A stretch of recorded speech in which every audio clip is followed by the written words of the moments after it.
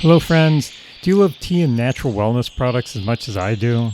I've partnered with Positively Tea and Positively Botanicals, and I can honestly say I drink their organic loose leaf tea almost every day, and I love it.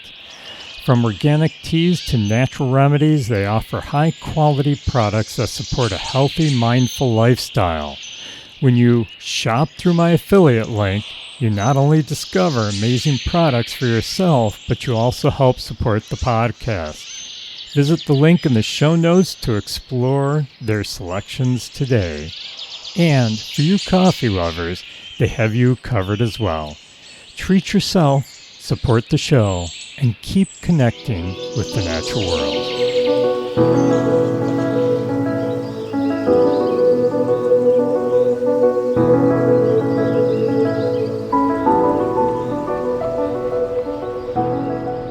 Hello friends, and welcome back to the Nature Wanderer podcast. I'm glad you're here with me. It's always good to have the company along my walks through the woods. I'm actually over here at Chestnut Ridge Park in Erie County, New York today, enjoying a nice springtime day. Yeah, I always love being out in the springtime. It's just so nice to see all the new growth coming up, feel the warmth after a cold winter. Today, I want to start with something small. So small, in fact, that, most of us actually overlook it completely. Picture this. You're walking along a trail. Maybe it's early fall. Leaves are just beginning to turn. The air has that crisp edge to it. And something brushes against your leg. Later, you look down and notice your socks are covered in tiny hitchhikers. You know, those little burrs clinging on to your socks just like, they found a ride of a lifetime. And maybe they have. Or maybe like today, it's springtime, and you watch maple seed spiraling down through the air, spinning like a tiny little helicopter, landing somewhere far from where it began. These aren't just random moments. No, they're actually journeys. Yeah, today we're going to dive into one of the most fascinating and kind of quietly incredible processes in nature: seed dispersal. Because here's the mystery. How does something rooted in place travel?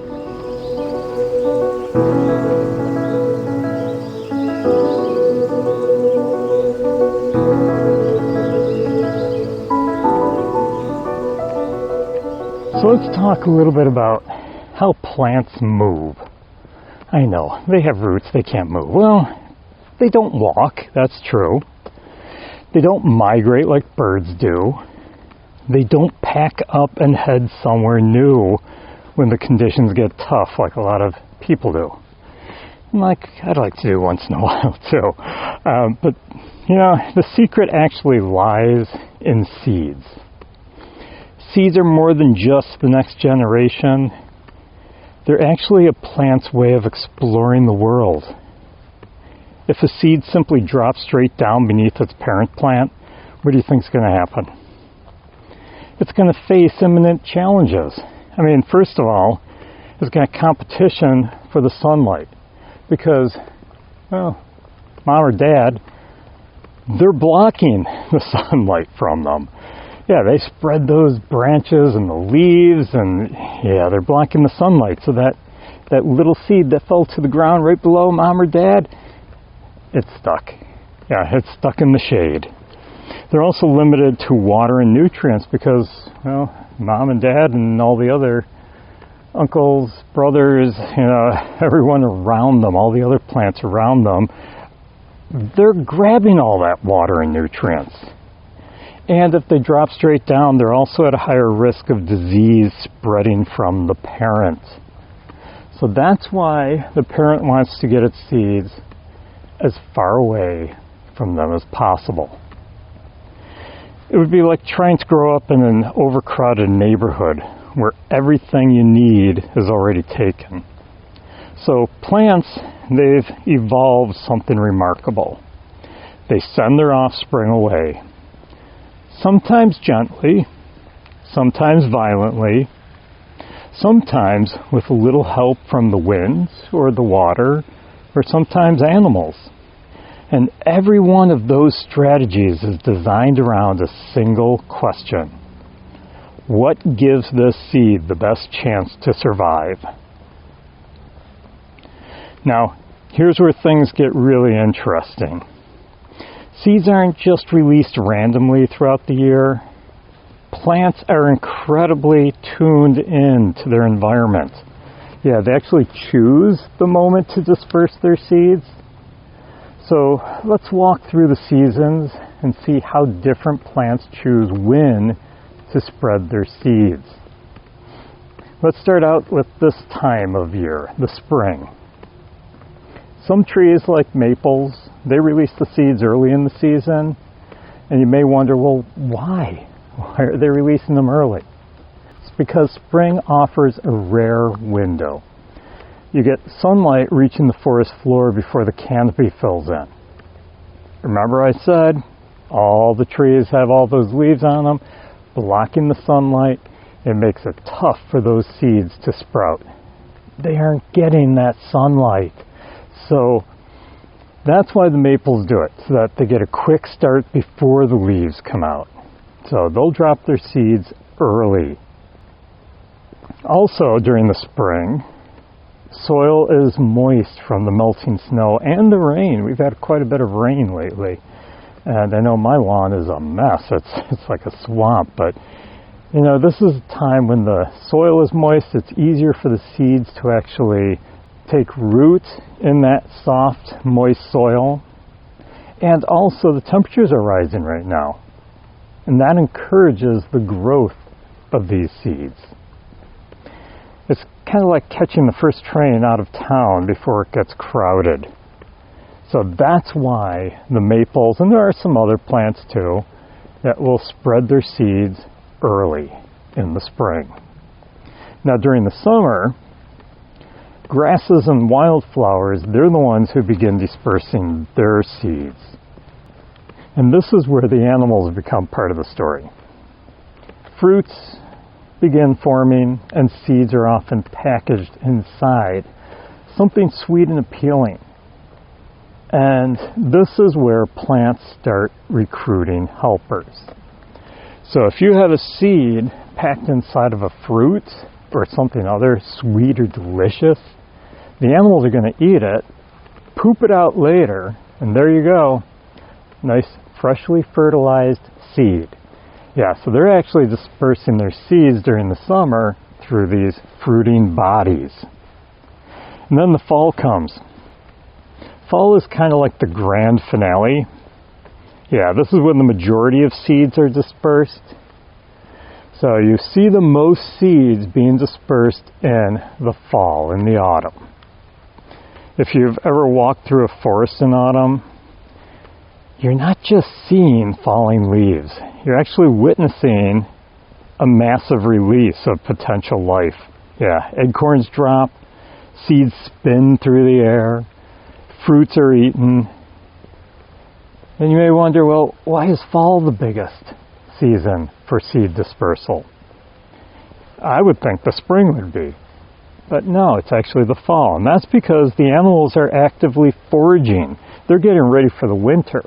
So they're eating more food to fatten themselves up so that they can survive the winter months. So more animals are foraging. You get cooler weather, but you also get wetter weather.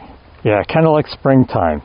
You get wetter conditions which support the survival of the seeds.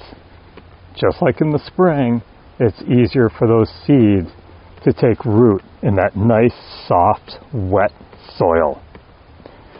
And the other reason that they wait till fall, seeds can rest over the winter and germinate in the spring. So they may not be germinating in the fall. They're waiting till spring, but they can rest all winter long to do this. They get buried under the leaf litter. Nice cover for them. Keeps them nice and warm throughout the winter time. And then the spring, as the tree leaves are starting to decay, what's happening is those seeds are getting the nutrients from the leaves. So this is why that's the busiest time of year. It's less about immediate growth and more about strategic patience in the fall. And then finally there's winter. You may think that nothing happens in the winter because everything is dormant. But even winter has its role. I mean, some seeds, they remain on plants and are dispersed slowly over time. Without leaves blocking the way, wind can carry those seeds much further than other times of the year. Snow can act like a protective blanket for those seeds and even help move seeds across the landscape as it melts and the snow moves. So instead of a single seed season, what we really have is a year-long cycle with different species choosing their moment carefully. Now, let's get into the heart of this episode. How are seeds dispersed? And we'll start with one of the simplest and most elegant forms of dispersal, the wind. Yeah, wind-dispersed seeds. They're often, they're lightweight, delicate, beautifully designed. I'm sure you've seen some of these seeds floating through the air, like dandelion seeds. In the early summer, when you get the winds picking up, they carry those big fluff balls from the dandelions. And those seeds, they'll float through the air. Each seed is attached to that tiny little parachute, catching the slightest breeze and carrying them away. Or maple seeds, spinning as they fall. The little helicopter guys, slowing their descent and drifting away from the parent tree. These seeds are built for air travel. They don't control where they land, but they maximize their chances of going far. Getting into the open, better chance of survival. There's something poetic about it. A seed releases its grip, lifts into the air, and trusts the currents to take them wherever they end up landing. Some travel just a few feet, but others, they can go for miles actually. Now let's imagine another journey. Okay, now this one, instead of floating through the air, some seeds drop in the water. And then the rivers, the streams, I'm actually passing the stream right now, I don't know if you can hear it. Yeah, the streams, even the ocean. Okay, these become their highways. Some seeds are designed to float instead of sinking. I mean, if they sink, they're probably going to get too waterlogged and they will not germinate. But a lot of seeds are actually designed to float. They have this protective outer layer that resists water damage. Some seeds even contain air pockets for this reason. One of the most famous examples is the coconut. If you've ever been to a tropical area, you may have seen coconuts when they land. I remember when I went to Belize, and there was this one place that we were staying, and the coconuts would just fall to the ground and just big thud on the ground.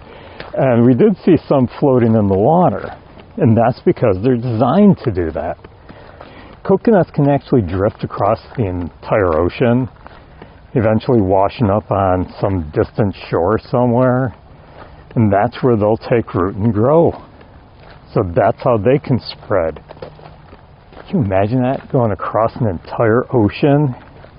Yeah, it's slow travel, but it's incredibly effective for spreading those seeds to new locations. Water dispersal actually allows plants to reach entirely new landscapes, islands, which are normally not reachable with the wind because they're too far away. Coastlines, riverbanks, places that would otherwise be unreachable. So that's why they depend on water. And I did mention earlier, animals. Yeah, this might be the most fascinating method of all. Animals don't just interact with plants, they actually help them move. There's two main ways that animals help with seed dispersal. The first one I briefly mentioned already, and that's how animals eat fruit. Inside the fruits that they eat are the seeds.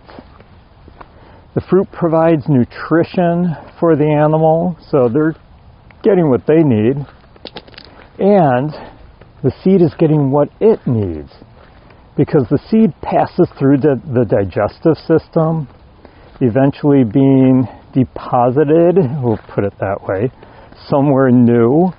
So basically they're pooping out that seed.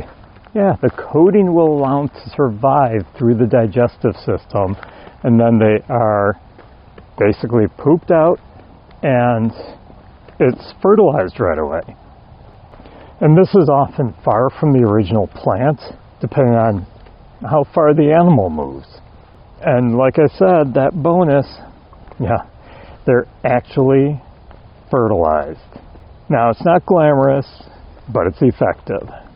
Birds, deer, bears, even small mammals like chipmunks, they all play a role in this seed dispersal method. Now, the other way that animals help to disperse seeds is what we call external dispersal. This is where the burrs come in. Yeah, some seeds have hooks, barbs, or sticky surfaces that actually latch onto the fur or feathers of the animal, or sometimes your clothing too. They hitch a ride with you, or they hitch a ride with these birds or these other animals out there. And eventually, they'll fall off somewhere new. How far that is depends on how far the animal goes, or how far before they clean themselves. They, work these or bite these burrs out of their fur. And a little side note here, this strategy of seed dispersal actually inspired the invention of Velcro. I don't know if you ever studied a burr up close, you'll notice that the barbs on it have a little hook on the end, just like Velcro. Yeah, and this is actually what inspired the invention of Velcro. Nature, once again, quietly shaping human innovation. Yep, there's many incidents of this throughout history. Now, there is another way of seed dispersal, what we call explosive dispersal, or you could say it's plants with attitude. That's the way I like to put it. Not all seeds wait for help. I mean, they don't sit there waiting for some animal to walk by so they can cling to them, or to get eaten, or for the wind to pick up, or the water to carry them away. Now, some seeds, some plants, they take matters into their own hands, and they do what we call explosive dispersal. And it's exactly what it sounds like. Seeds are ejected forcefully from the plant. If you've ever touched jewelweed, some people call it touch-me-not, and there's a reason for that. If you touch the jewelweed plant, you'll watch it snap open. I'm sure you've seen this in action if you've ever been around a jewelweed. Touch me, yellow jewelweed, spotted jewelweed, it's got a lot of different names. Jewelweed, you can actually take it and dip the leaves under the water and it glimmers, shimmers like jewels. That's where it got the name jewelweed from. And touch-me-not, that's because when you touch it, it explodes. Yeah, the plant opens up, and that's on purpose. That when an animal or the wind, any force that causes it to be disturbed, it'll open up and basically the seeds shoot. And what's happening here is the seed pods actually are building up tension, and then when they're triggered, they burst open. They send the seeds flying in all directions. It's sudden, energetic, and it's always fun to watch too. I always love watching these happen. Sometimes I'll purposely go over to the jewelweed in the fall and touch them and watch them go springing into action. It's kind of like plant fireworks. And then there's another method that I'd like to talk about, and that's probably the simplest method, and that's just plain old gravity. Yep, plain old gravity. Seeds just fall. I mean, acorns. Oh, man. I have so many acorns in my lawn all summer long. I just finished raking all the branches that fell from all the windstorms we've had over the winter and this spring. And I can't believe how many acorn tops were on the ground. Not the bottom because, well, all the animals already ate those. So yes, I am very familiar with acorns just falling straight down out of my big oak tree. They're all over my lawn. Yep. And they're not the only ones. I mean, apples fall straight down from the ground. Other fruits do the same thing. They don't get carried away. And that's just their method of seed dispersal, where they just fall down to the ground. But even here, okay, the story doesn't end. Animals pick them up. My yard has a lot of squirrels in it, and they're eating the acorns, which is kind of nice because then the dogs don't eat them. Yeah, my dogs love eating acorns, and they're not good for them. So the squirrels are, yeah, they're basically picking up a lot of them, and they're burying them. They take them in the fall and bury them in different locations, caching them. And often they forget where they are. You know, they forget where they put them. And that's when those caches turn into trees. So they're carrying these acorns away, and the ones that they forget, they become new plants. So even a simple drop, even though they're not getting that sunlight right away, those seeds can still be dispersed. Now, believe it or not, here's where it gets interesting. Something I usually don't get a chance to say very often about how people help nature. Humans have actually become one of the most powerful seed dispersers on the planet. Believe it or not. Yeah, sometimes intentionally, when we plant trees, we plant different seeds, but often it's accidental. When seeds cling to our shoes or our clothes or even our vehicles. I don't know if you've ever been parked under a tree and you have all the seed casings and stuck to your windshield wipers, and then a little further down the road you turn the windshield wipers on to clear them off and they blow away, and you're actually helping spread those seeds. And sometimes, I mean, if you travel across regions or even continents and you have seeds with you unintentionally, you didn't realize it, they get carried. Unfortunately, it also does spread invasive species, which is not good. So always check to make sure you don't have seeds that are attached to you, especially when you are traveling to another region. If you're not familiar with invasive species, that's basically when these plants arrive in a new environment and there's no natural predators. So nothing to keep them under control. And therefore, they're often out competing the native species. At the same time, habitat fragmentation can disrupt natural dispersal patterns. Plants that rely on animals may struggle if these animals disappear. And as the climate changes, plants face a new challenge. Yeah, they need to move, but they can only move as fast as their seeds allow. So the next time you step outside, pause a moment and look closely Look for seeds caught in the wind, or the ones floating along water, the ones clinging to your socks. Every one of them is on a journey. It's a quiet migration. It's happening all around us, but you won't know that unless you're looking for it. A lot of people miss it, especially in places like a forest. I mean, it's got countless journeys going on with all these seeds being dispersed in so many different ways. And maybe when you're hiking through the woods, I know this has happened to me many times, I've been part of that journey for the seeds. Yeah, if I get home and pick the burrs off of my sneaker laces or off my pants, or sometimes if I'm taking the dog for a walk, off of the dog too.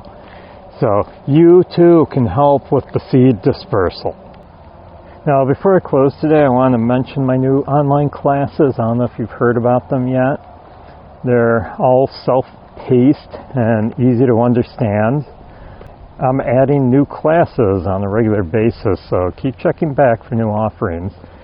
I'm planning this summer and spring to add quite a few more classes. I've got all the outlines written. I'm ready to go. I'm just waiting for nicer weather so I can record them. I can video them. They're all video classes, so I think you'll enjoy them. I've got everything from, right now, survival skills to hiking safety. I'll leave the link in the show notes for the class's webpage, so check them out. I hope you enjoyed listening today. Be certain to share the podcast with your nature-loving friends so that they too can learn more about the natural world around them. If you'd like to support the podcast, visit the show notes for a link to my Ko-Fi page. You can also support the podcast by purchasing awesome items at my online merch store. And if you like to journal your wanderings through nature, be certain to purchase a Nature Wanderer Nature Journal. I've got several different designs out there. I've got guided journals for the kids, too. Great way to keep them busy during the summer. All the links are in the show notes. Well, I hope you enjoy the rest of your week. Stop back in a few weeks for another episode of the Nature Wanderer podcast. On my off weeks, you can always listen to the Forest Connection podcast. Have a great one, and keep exploring the nature around you.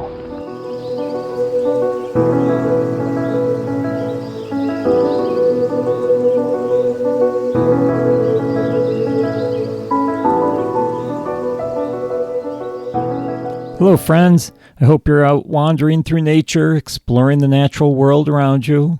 Do you enjoy writing about your wanderings? Nature journaling is an awesome, fun way to remember all the adventures you have taken and how you felt during those journeys. If you're looking for some beautiful journals to keep track of all your wanderings, I have several available on Amazon, including some guided journals for children.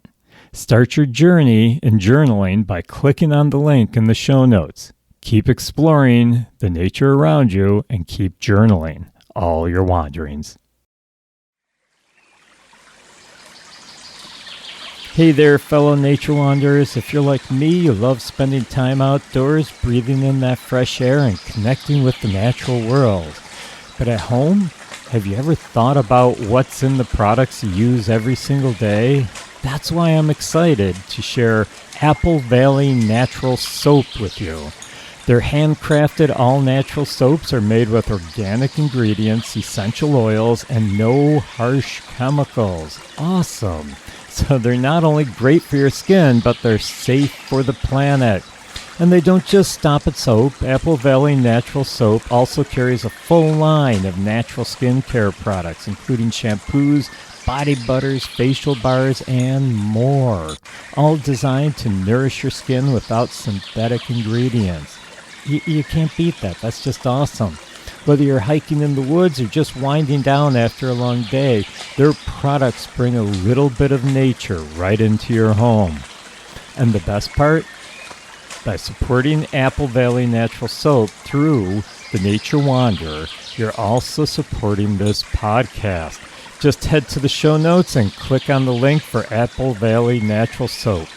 So go ahead, treat yourself and the environment to something better. Your skin and Mother Nature will thank you.